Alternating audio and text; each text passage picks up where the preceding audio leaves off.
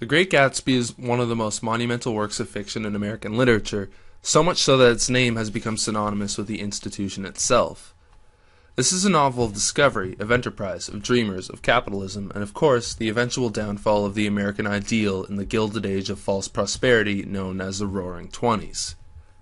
The title of the novel is influenced by an obscure French work known as Le Grand Méon, a novel about an idealized masculine figure struggling to maintain his mystique at a boys' school in France. Gatsby is set in the burgeoning East Coast at the height of the Roaring Twenties, and it tells the story of a Midwesterner named Nick Carraway, who moves to Long Island to seek fortune in the bonds business. After seeing Jay Gatsby one night, he inevitably becomes intrigued by him. A larger-than-life, exuberant figure, the subject of countless rumors brimming with poetic exotica, the title character dazzles the New York elite with lavish parties. At the same time, however, Nick discovers that Jay is in fact in love with Daisy Buchanan, a Kentuckian bombshell now married to the aggressive and fascistic Tom Buchanan. As Jay attempts to court his former lover, Nick investigates the inner workings of his subject's world. He meets the guy who fixed the World Series, drunken philosophers, cheating golfers, all people who now suck upon the fruits of the American dream, but are nevertheless strange, shady, intriguing, and wealthy figures. As the truth about Jay comes out, the novel begins its destructive conclusion with the brash hedonism of the rich driving towards a head-on collision with the poor.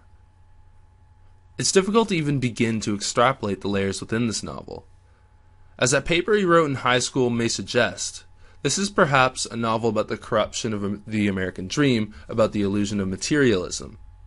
While that's kind of true, it does no justice to Jay Gatsby himself, who has even today become synonymous with everything nostalgic about that crazy decade. The Great Gatsby contains what critic Bryant Magnum has called a complex symbolic substructure of the narrative. Fitzgerald, influenced by Joseph Conrad and Henry James, uses the power of alluring prose to draw us towards Gatsby and his opulence. Another figure akin to Gatsby is Kurtz from Conrad's Heart of Darkness. They represent the grotesque but artistically beautiful id that rests at the end of our desires. Gatsby represents that push for power, and in an American context, that push leads him to defer that power through material symbols that cannot support his illusion. But this isn't just a story about the destruction of illusion. Rather, I believe this is more about the creation of illusion, and at the heart of it, the beauty of artistic creation in a contemporary American context. Passages about his escapades with tigers in the Parisian park, or about shirts so beautiful they are worth crying over, are not about the failure of his illusion, they're about its success. Such passages establish a poetic of materialism, and for the bulk of the novel, it is these things and these parties that define who he is. That's not to say that this novel doesn't have a dark side, though. Numerous comparisons to T.S. Eliot's nightmarescape The Wasteland show up, and Nick predicts the hangover that the 1920s will inevitably suffer from. Furthermore, Tom Buchanan foresees the rise of fascist New World orders. If you look closely too, numerous characters who come and go in the novel are also sick. Ironically though, Fitzgerald's fictional West Egg, Long Island, has not become associated with corruption, but rather has endured as a carefree Eden in the collective American psyche.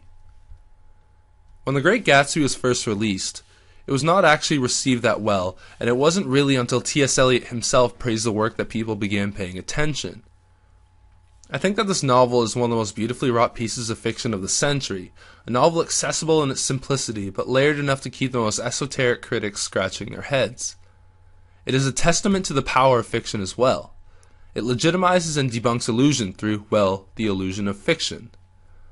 Ironically, it has probably done more to reinforce the notion of the American dream than to challenge it, but today it is perhaps the most important cultural artifact of that decadent era. Fitzgerald understood the dangerous potential of the literary imagination, but as so many readers young and old have proven, he has also shown us a part of its beauty.